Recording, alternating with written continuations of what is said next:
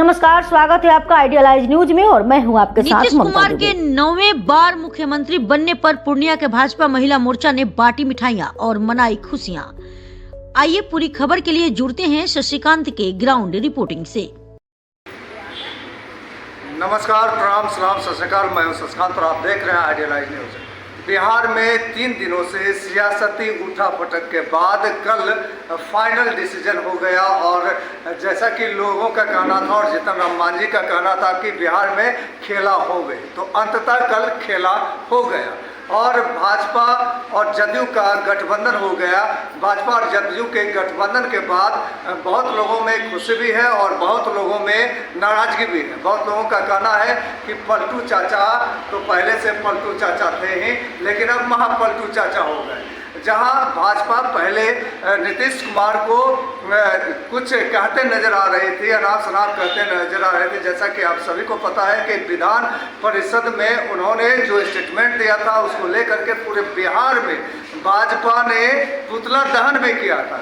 और आज भाजपा खुशी मना रही है, उनके साथ में खुशियां बांट रही है, मिठाई भी खिला रहे हैं। जहां आपको सम्राट चौधरी ने यह प्रण लिया था कि ये जो भगवा फाग देख रहे हैं वो तब तक फाग नहीं उतरेगा जब तक नीतीश की सरकार को मैं गिरा नहीं दूंगा। अंततः नीतीश की सरकार गिर गई और फिर से नीतीश की सरकार बन गई।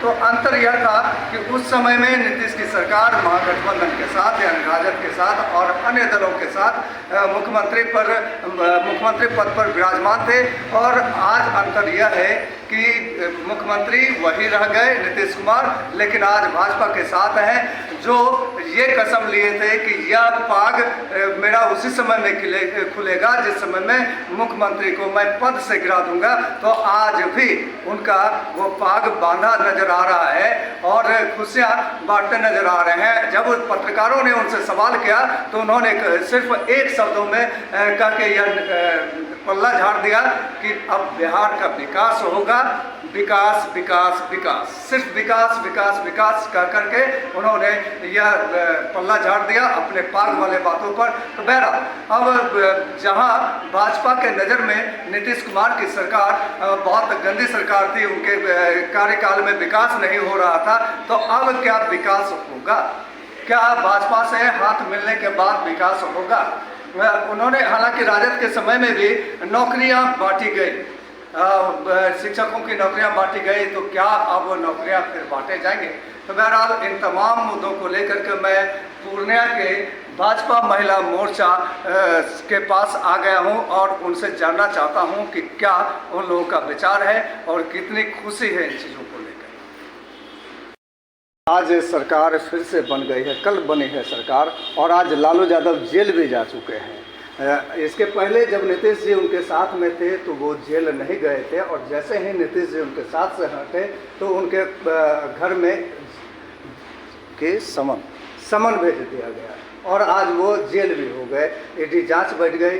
तो इसको लेकर के आप क्या कहेंगे और कितनी खुशियां हैं इनको लेकर क्या कहेंगे? दरअसल ईडी का जो मामला था वो आज का तो मामला नहीं है। लालू यादव जी के परिवार पे ईडी का मामला पूर्व से चलते आ रहा है। अगर वो जेल गए हैं इस संदर्भ में तो ये नई बात नहीं है, ये तो पुरानी बात है। तो उन पर तो ये कानूनी कार्रवाई चल ही रहा था, तो इससे को कोई लेना देना नहीं है। जहाँ तक रही सरकार की बात, तो जब हमारे माननीय मुख्यमंत्री नीतीश कुमार जी को लगा कि हम गलत गठबंधन कर बैठे हैं और यहाँ बेमेल की जो शादी होती है वो ज़्यादा दिन नहीं टिकती, आप भी जानते हैं।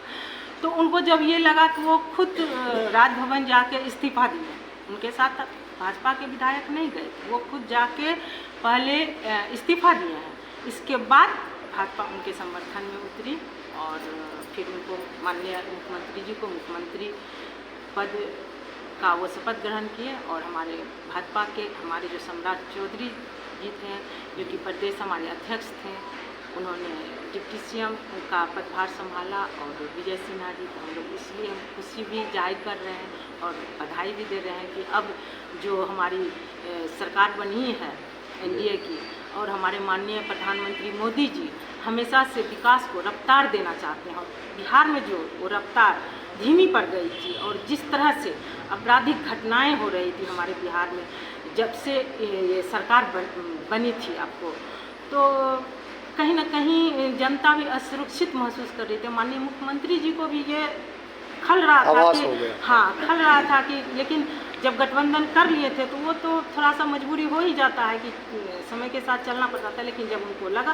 तो वो त्याग पत्र दे दिए और आज सरकार फिर से बन गई है। मैडम, त्याग पत्र का खेला उनका शुरू से चलता रहा है। जैसा कि भाजपा के साथ जब वो थे तो उस समय भी क्या वो असहज महसूस कर रहे थे, जाकर के त्याग पत्र दे दिए, फिर राजद के साथ मिल गए और आज राजद के साथ थे तो असहज महसूस करने लगे, फिर त्याग पत्र दे दिए, भाजपा ने उनको एक्सेप्ट कर लिया। देखिए, जहाँ तक सभी की अपनी स्वतंत्रता होती है और सभी को जब सरकार चलाना पड़ता है तो उनको लगता है कि हम कहाँ सहज महसूस कर रहे हैं, तो कहीं ना कहीं अगर हमारी आदत लगता है कि हम नहीं कर सकते हैं तो वहाँ कहीं लगा होगा उनको कि हमको दिक्कत हो रहा है, हो सकता है, लेकिन जब वो गए तो फिर वहाँ ज़्यादा दिन वो नहीं रह पाए।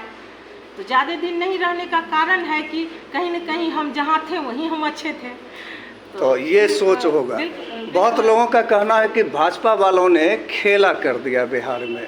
अभी लोकसभा चुनाव आने वाला है, लोकसभा चुनाव को मद्देनजर देखते हुए नीतीश कुमार को और बहुत सारे सांसदों को मिला लिया गया, नहीं, या विधायकों को मिला लिया गया। ऐसा थोड़ा ही होता है, आप तो देख ही रहे हैं किनको मिलाया गया, किनको मिलाया गया। तो ऐसा नहीं हुआ, जो भी गए हैं स्वेच्छा से गए। बिल्कुल स्वेच्छा से गए हैं। और अभी जो राम राज आया है तो सभी को लगता है कि मोदी जी के सिवा देश को चलाने वाला दूसरा विकल्प नहीं है और प्रधानमंत्री इन्हीं को बनाया जाए 2024 में, और इसलिए लोग स्वतः जुड़ गए। यानी मोदी जी को देखते हुए लोगों ने ऐसा कदम उठाया। बिल्कुल स्वतः जुड़ रहे हैं क्योंकि देश को चाहिए।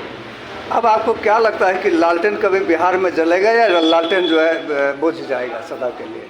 लालटेन जलने का सवाल कहाँ होता है? अब देख रहे हैं बिजली जाता ही नहीं, बिजली भरपूर रहता है, तो लालटेन तो लोग जलाते ही नहीं है। यानी अब बिजली का जमाना है, लालटेन नहीं जलेगा। लालटेन नहीं जलता है। अब किसी घर में लालटेन देखते हैं जलते हुए? कोई घर में नहीं जला है।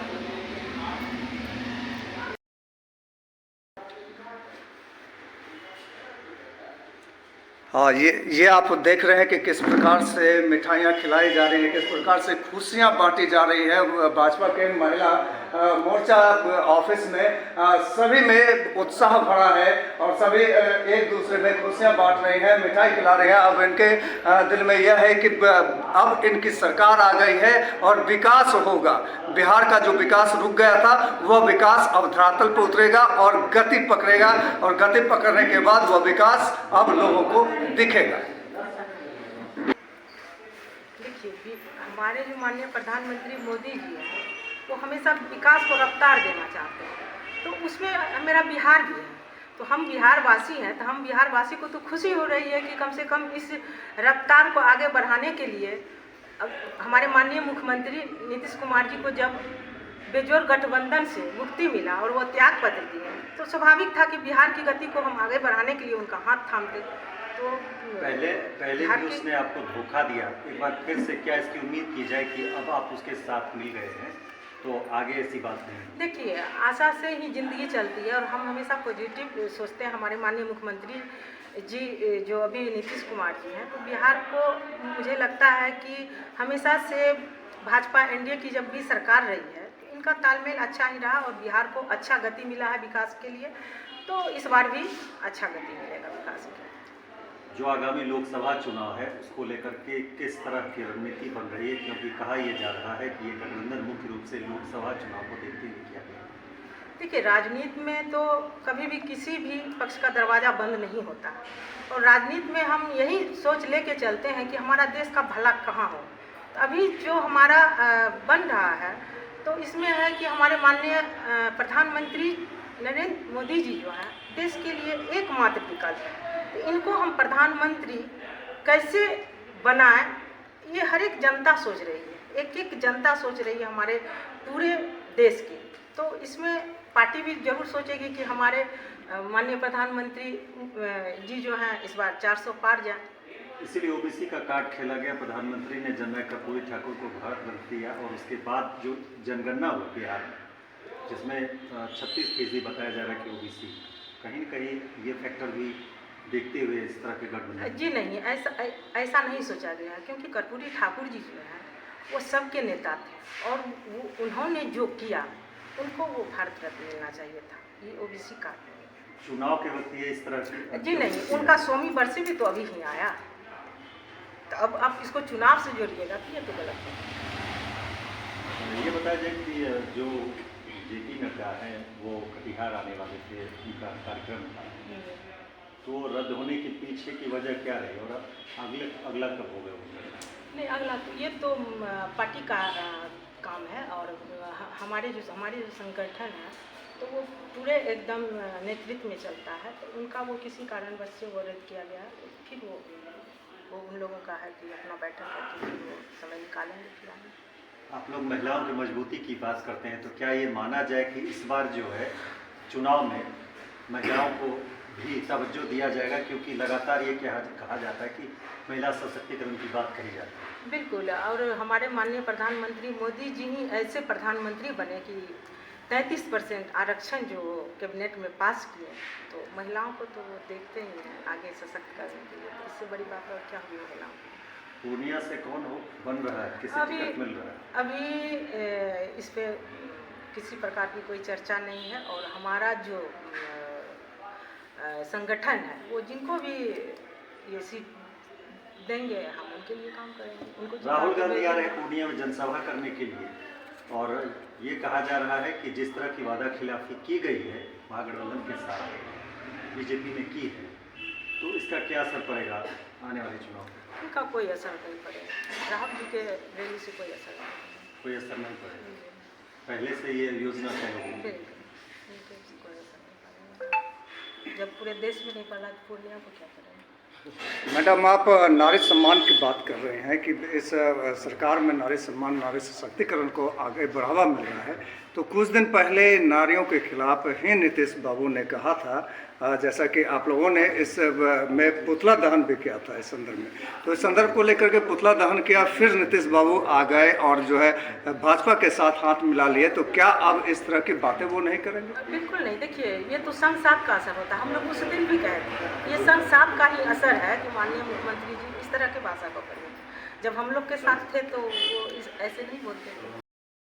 तो आप देख रहे थे कि बिहार के पूर्णिया के महिला मोर्चा के अध्यक्ष महोदया का क्या कुछ कहना था और कितने खुशी थे, और आप यह देख सकते हैं कि अब इन लोगों का यह कहना है कि अब विकास होगा और विकास धरातल पर उतरेगा और बिहार को जो चाहिए था वो मिलेगा, और नीतीश बाबू का संगत खराब हो गया था, इसलिए उनका भाषा खराब हो गया था। अब इन लोगों का कहना है कि अब संगत ठीक हो गया है, अब विकास होगा, अब भाषा भी ठीक हो जाएगा, तो इसलिए कहा भी गया है कि संगत से गुण आता है, संगत से गुण जाता है। तो शायद इन्होंने सही कहा कि संगत से उनका गुण खराब हो गया था। तो बहरहाल आपसे निवेदन है कि आप हमारे साथ बने रहें। कल नीतीश कुमार ने 9वीं बार मुख्यमंत्री पद को ग्रहण कर लिया है और भाजपा से हाथ मिला लिया। आप लोग भाजपा से हैं तो क्या कुछ कहना चाहेंगे इस समय?